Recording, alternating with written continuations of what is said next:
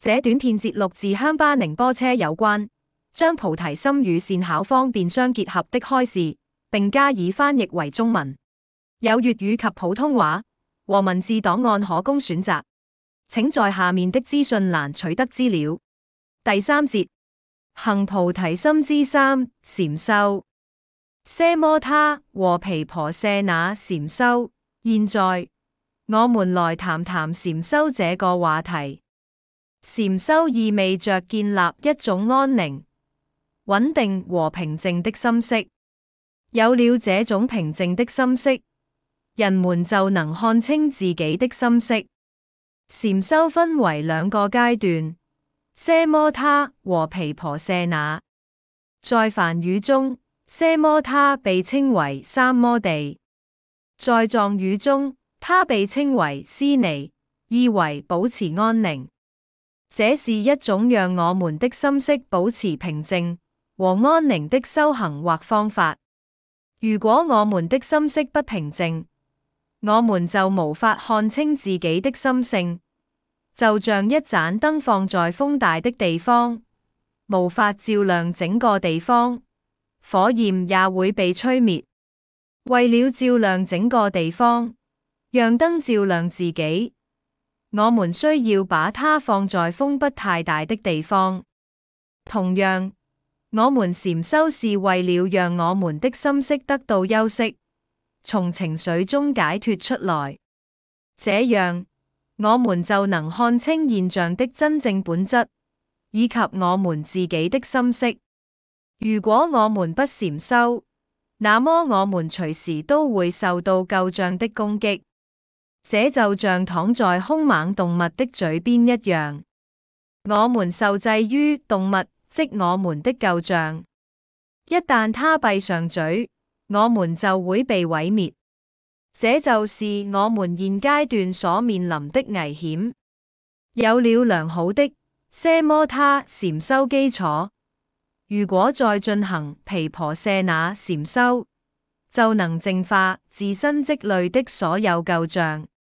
最終，你將能夠看到心識的澄明。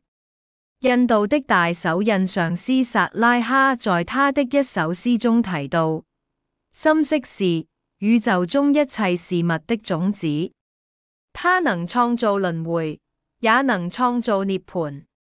心識就像如意寶，我向心識致敬。這意味着要證得覺悟，我們無需向外尋求，只需破除虛妄的心識。佛陀的究竟本性即是不造作的心識。斯尼或奢摩他禪修有7種障礙，前兩種是掉舉和追悔，這兩者阻礙了心識的平靜和靜止。接下來的3個是昏沉、非常昏沉和睡眠，這3者阻礙了我們心識的清晰。接下來是執迷，它會引起情緒。一旦你感到情緒化，你的心識就不處於禪修的正確狀態。最後一個障礙是疑惑，只要你有疑惑，你的心識就不能專注。每當這些障礙出現時，我們必須首先認識到它，並相應地應用對治方法。通常，要想在禪修中取得成功，我們必須具備有利的條件。我們需要讓自己遠離任何可能引發執迷和分心的事物，包括享樂、世俗的舒適等等。我們必須避免這些，讓心識滿足於最基本的需求。我們的割舉派上師們總是說，當你禪修時，不要去想過去，因為過去並不屬於你，因此它也不是你的一部分。同樣，也不要去想未來，因為未來尚未到來，它同樣不屬於你。你應該保持當下的狀態，保持當下的心境，不造作，就處於這個狀態。當一個人形成了正見，他就會意識到自我和現象本身並不存在。自我和現象是相互依存的。例如，笛子的聲音不僅僅來自竹子或笛子本身的結構，也不僅僅來自吹笛的人，他的手指或嘴唇。只有當所有有利條件都同時存在時，聲音才會出現。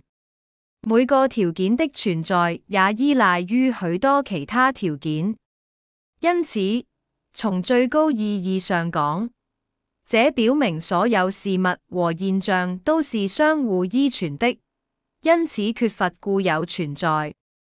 如果不進行探究，我們周圍發生的一切事物和現象看起來都是真實而堅實的。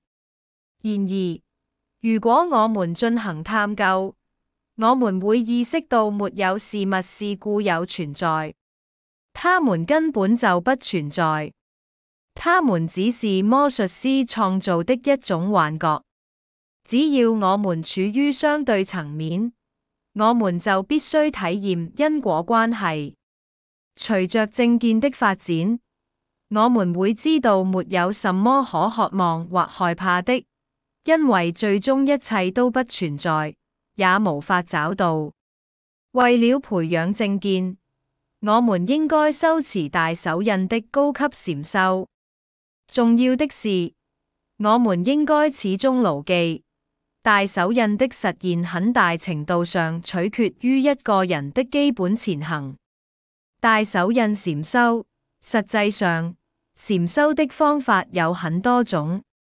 以下所解釋的是與大手印禪修方法相關的。在收集大手印禪修時，我們不應刻意去培養禪修，因為當我們努力去做某事時，往往會滋生期待和憂慮，這會在我們的心中引發掉舉和情緒。我們應該讓覺知自然生起。通過對心識的自然狀態進行禪修，我們會逐漸發現，粗顯和細微的念頭會像海浪一樣，在心識中生起又消散。如果我們去海灘觀察，我們會看到海浪或大或小地從海中升起，然後又漸漸沉入海中。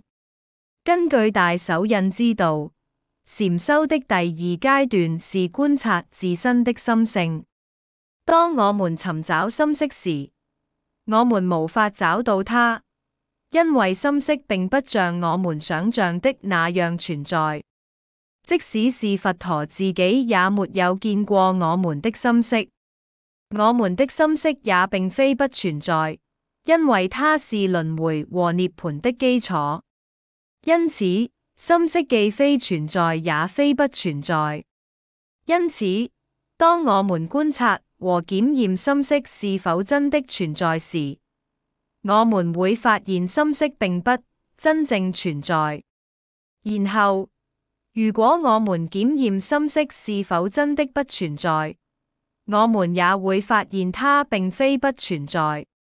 這意味着心識超越了存在和不存在。心識的存在和不存在並不相互矛盾。永恆主義和虛無主義這兩個極端，只是我們的心識所構想出來的。有一天，當我們突破了對二元性的執着時，我們會認識到心識的真實本性。一旦覺悟，人們就會超越混亂的狀態。因為他們已經看到了心識的終極狀態，人們將不再有任何疑問，也不再需要任何澄清。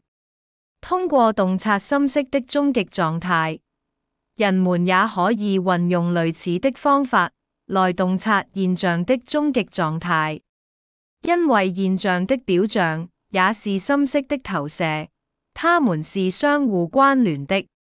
那一刻，你便能真正了解自己。然而，你可能已經意識到的，其他人可能還沒有意識到。你會強烈地希望一切有情眾生都能認識到這一真理，並從困惑中解脫出來。這是對一切有情眾生無條件的慈愛與悲心。悲心與心性究竟覺悟的統一，產生了兩種類型的覺者之身，即法身和報身。法身是佛陀的終極狀態，即我們的心識轉變為覺悟的狀態。報身是佛陀的智慧狀態，即我們轉變思想以便利益他人。利用這報身，佛陀和菩薩不斷顯現，無條件地解脫有情眾生。全文完。願大家菩提上進，請點讚、分享我們的短片，訂閱我們的 YouTube 及 Facebook 頻道。